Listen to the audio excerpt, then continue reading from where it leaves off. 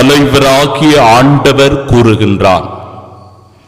தலைவராகிய ஆண்டவர் கூறுகின்றார், இதோ நாட்கள் வரப்போகின்றன, அப்பொழுது நாட்டினுள் பஞ்சத்தை அனுப்புவேன். அது உணவு கிடைக்காத பஞ்சமோ நீர் இல்லாத வறட்சியோ அன்று, ஆண்டவரின் வாக்கு கிடைக்காத பஞ்சமே அது. அது உணவு கிடைக்காத பஞ்சமோ நீர் இல்லாத வறட்சியோ அன்று, ஆண்டவரின் வாக்கு கிடைக்காத பஞ்சமே அது. நம் ஆண்டவராகிய இயேசு கிறிஸ்துவின் அன்பும் அருளும் அமைதியும் மகிழ்ச்சியும் உங்கள் அனைவரோடும் என்றும் இருப்பதாக. பொதுக்காலம் 3ஆம் ஞாயிறாகிய இன்று நம் தாயாம் கத்தோலிக்க திரு அவை இதனை இறை வார்த்தை ஞாயிறாக கொண்டாட நமக்கு அழைப்பு தருகிறது. அன்பு சகோதர சகோதரிகளே, 2020 ஆண்டு ஜனவரி 30ஆம் தேதி முதலில் இந்தியாவுக்கு என்ன வந்தது? கொரோனா வந்தது.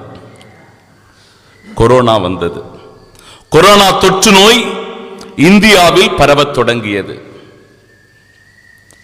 இது உலகம் முழுவதும் பரவியது. ஏராளமான மக்கள் இதனால் பாதிக்கப்பட்டார்கள். எவ்வளவோ உயிர்கள் மடிந்து போன, எவ்வளவோ பேர் மருத்துவமனையில் மூச்சு திணறிக் கொண்டிருந்தார்கள், அல்லல்களை அனுபவித்துக் கொண்டிருந்தார்கள். அப்படிப்பட்ட இக்கட்டான சூழ்நிலையில் ஒருவரை ஒருவர் சந்திக்க முடியாத நிலை ஏற்பட்ட போது, ஒருவருடன் ஒருவர் உறவாட முடியாத நிலை வந்தபோது, இந்த உலகமே ஸ்தம்பித்து போய் நின்றது, திகைத்து போய் நின்றது. என்ன செய்வது என்று புரியாமல் அலைந்தது. மிக பெரும் வல்லரசு நாடுகள் கூட மிக பெரும் சரிவை சந்தித்தன. இந்த உலகம் அழியப் போகிறது என்கிற அச்சமும் பீதியும் மக்களிடையே பரவத் தொடங்கியது. தேவாலயங்களில் திருப்பலிகள் இல்லை, தேவாலயத்தில் நற்கருணை கொண்டாட்டம் இல்லை, ஆலயங்களில் வழிபாடுகள் இல்லை, ஆலயம் திறக்கப்படவே இல்லை. யாருடனும் பேச முடியாத சூழ்நிலை நிலவியது.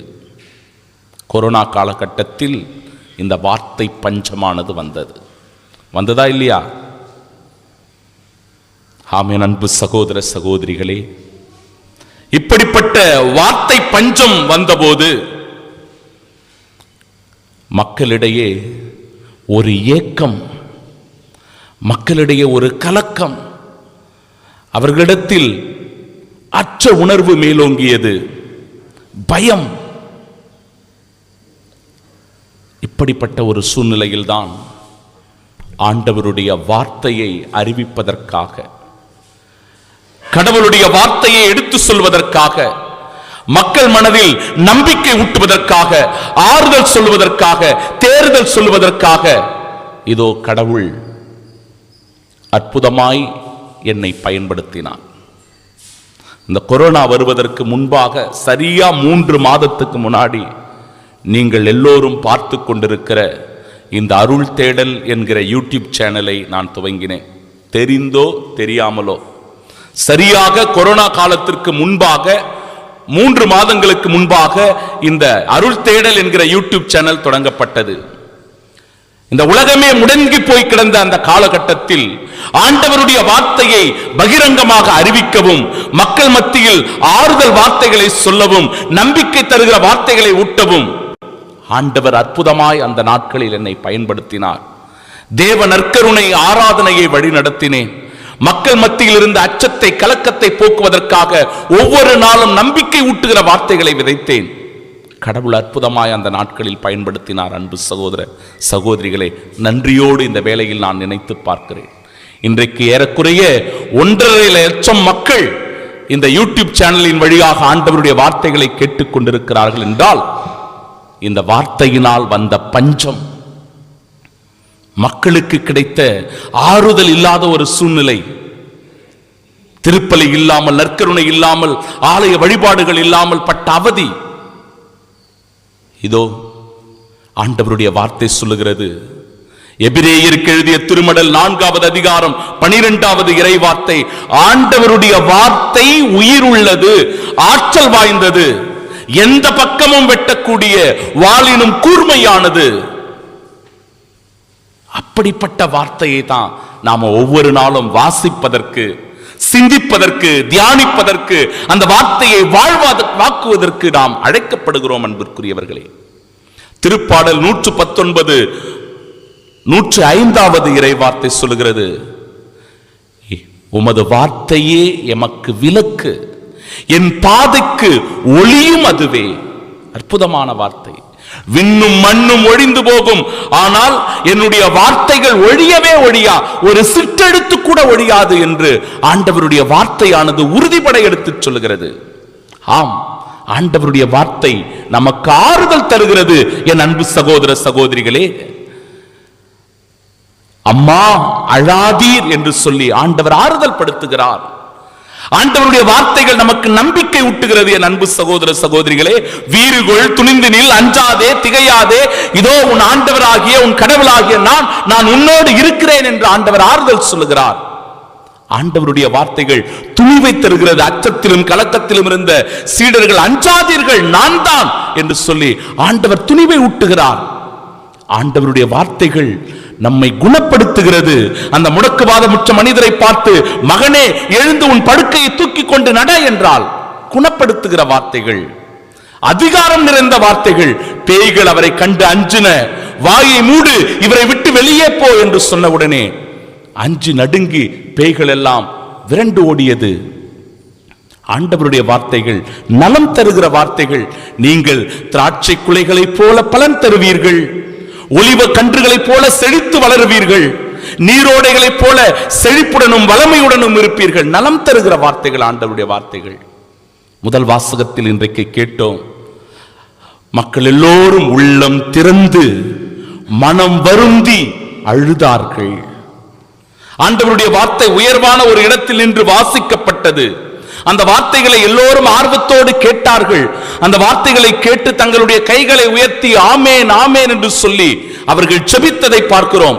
பணிந்து ஆண்டவருடைய வார்த்தையை தொழுதார்கள். அந்த வார்த்தையானது மிகவும் தெளிவாகவும் பொருள் உணர்ந்து கொள்ளும்படியாகவும் வாசிக்கப்பட்டது.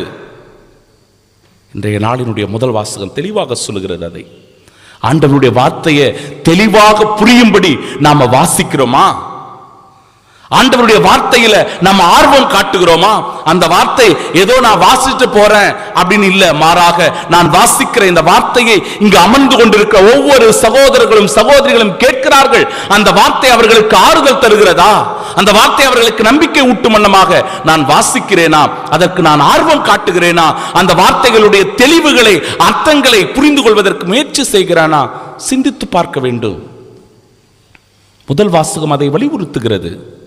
கடமைக்காக கேட்டுவிட்டு போகிறவர்களாக இருக்கிறோமா? இரண்டாம் வாசகம், உடல் ஒன்றே உறுப்புகள் பல. உடலினுடைய ஒரு உறுப்பு துன்புற்றால் உடல் முழுவதும் துன்புறுகிறது. குடும்பத்தில் ஒரு சின்ன கஷ்டம் வந்துட்டா குடும்பத்தில் இருக்கிற அப்பாவோ அம்மாவோ கணவனோ மனைவியோ பிள்ளைகளோ எல்லாரும் கஷ்டப்படுறாங்க. உடலில் இருக்கிற ஒரு உறுப்பு மகிழ்ச்சி அடைந்தால் எல்லாம் மகிழ்ச்சி அடைகிறது. ஆம், குடும்பத்தில் ஒரு சின்ன நிகழ்வு, சந்தோஷமான நிகழ்வு என்றால் அந்த குடும்பமே, அந்த உறவுகளே மகிழ்ச்சியோடு இருக்கிறது. ஆண்டவருடைய வார்த்தைகள் அத்தகைய மகிழ்ச்சியை நம்முடைய உள்ளத்தில் விதைக்கிறது. அன்பிற்குரியவர்களே, நாம் ஒவ்வொருவரும் 30, 60, 100 மடங்கான பலனை தருவதற்காக அழைக்கப்படுகிறோம். ஆண்டவருடைய வார்த்தை 30 மடங்கான, 60 மடங்கான, 100 மடங்கான பலனை தருகிறது. ஆனால் சில நேரங்களில் இந்த வார்த்தைகள் தான், நாம பேசுற இந்த வார்த்தைகள் தான் கெட்ட வார்த்தைகள், தீய வார்த்தைகள், சபிக்கிற வார்த்தைகள், குறை சொல்லுகிற வார்த்தைகள், புரணி பேசுகிற வார்த்தைகள், பொய் சொல்லுகிற வார்த்தைகள் பிறர் மனதை காயப்படுத்துகிறது, பிறருக்கு துன்பத்தை தருகிறது, வேதனைகளை கொடுக்கிறது, அவர்களுடைய மனதில் சஞ்சலத்தை ஏற்படுத்துகிறது. நாம பேசுற வார்த்தை தான், இந்த நாக்கு தான் பேசுது, இந்த நாக்கு தான் பேசுது. இந்த நாக்கை நாம் அடக்கி ஆள வேண்டும். எதை பயன்படுத்த வேண்டும் என்று தெரியணும். பிறரை பாராட்டுவதற்கு, பிறரை ஊக்கப்படுத்துவதற்கு, பிறருக்கு நம்பிக்கை ஊட்டுவதற்கு இந்த வார்த்தைகளை பயன்படுத்தணும். பிறரை சபிப்பதற்கோ, பிறர் மீது குறை சொல்வதற்கோ, புரணி பேசுவதற்கோ இந்த வார்த்தைகளை பயன்படுத்தக்கூடாது. இது ஒரு ஆயுதம், இது ஒரு ஆயுதம். வார்த்தை என்பது ஒரு ஆயுதம். அதை சரியாக பயன்படுத்த வேண்டும். என் அன்பு சகோதர சகோதரிகளே, இன்று நம்முடைய இந்திய திருநாடு குடியரசு தினத்தை கொண்டாடுகிறது. நமக்குள் ஒற்றுமை மேலோங்க வேண்டும். நமக்குள் சமத்துவமும் சகோதரத்துவமும் வர வேண்டும். இன்றைக்கு இந்த உலகம் வேகமாக வளர்ச்சி அடைய வேண்டும் என்று நவீனமயமாகிக் கொண்டிருக்கிறது, வேகமாக இயங்கிக் கொண்டிருக்கிறது. இதனால் உறவுகள் எல்லாம் மழுங்கடிக்கப்படுகிறது. நானா நீயா என்று போட்டிகள் இன்றைக்கு அதிகரித்துக் கொண்டிருக்கிறது. ஒருவர் மற்றவரை பற்றிய கவலையின்றி வாழ்கிற மனநிலை உருவாகி கொண்டிருக்கிறது. பொருட்களுக்கு அதிகமான முக்கியத்துவம் கொடுத்துவிட்டு மனித மனங்களை நோகடிக்கின்ற, சிதறடிக்கின்ற மனநிலை உருவாகி கொண்டிருக்கிறது. சிந்தித்து பார்ப்போம். குடியரசு தினத்தில் நம்முடைய உரிமைகளை பெற்று மகிழ இந்திய திருநாடு வழிவகுக்க வேண்டும். நமக்கென்று சில உரிமைகள் இருக்கிறது. அந்த உரிமைகளை பெற்று இந்த இந்திய திருநாட்டில் நாம் மகிழ்ச்சியோடு வாழ வேண்டும், உரிமைகளோடு வாழ வேண்டும். நமக்கென்று சில கடமைகளும் இருக்கிறது, மறந்துவிட வேண்டாம். நமக்கென்று சில கடமைகளும் இருக்கிறது. ஒரு இந்திய பிரஜையாக நம் ஒவ்வொருவருக்கும் இருக்கிற கடமைகளை உணர்ந்து நாம் செயலாற்ற வேண்டும். ஒரு வேதனை தருகிற ஒரு நிகழ்வு. நேற்று அதிகாலையில் நான் தேர்வு எழுதுவதற்காக போய் கொண்டிருந்தேன். காலையில் 5 மணிக்கு போறேன். அந்த போகின்ற போது திருநின்றவூர் அந்த இடத்துல உங்களுக்கு ரோடு எப்படி இருக்குதுன்னு தெரியும். 2 பக்கமும் அப்படியே கடைகள் நெருக்கி இருக்கும். அதிகாலையில் வந்து 5 மணிக்கு தன்னுடைய கடையை திறக்கிறார் ஒருத்தர். அவர் திறக்கும் போது அந்த கடையில் இருக்கிற குப்பைகளை எல்லாம் பெருக்கிட்டு வர்றார் வெளியில. நான் அதை பார்க்குறேன். அந்த குப்பைகளை எல்லாம் பெருக்கிட்டு வந்து ரோட்டில் அப்படியே தள்ளி விட்டுட்டு உள்ள போறார். என்ன சமூக கடமை இருக்கிறது!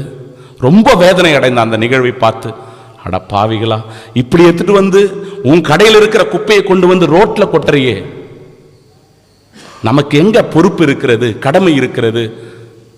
இந்த இடத்தை சுத்தமாக வைத்துக் கொள்ளவும், இயற்கை வளங்களை பாதுகாக்கவும் நாம் ஒவ்வொருவரும் அழைக்கப்படுகிறோம் இல்லையா?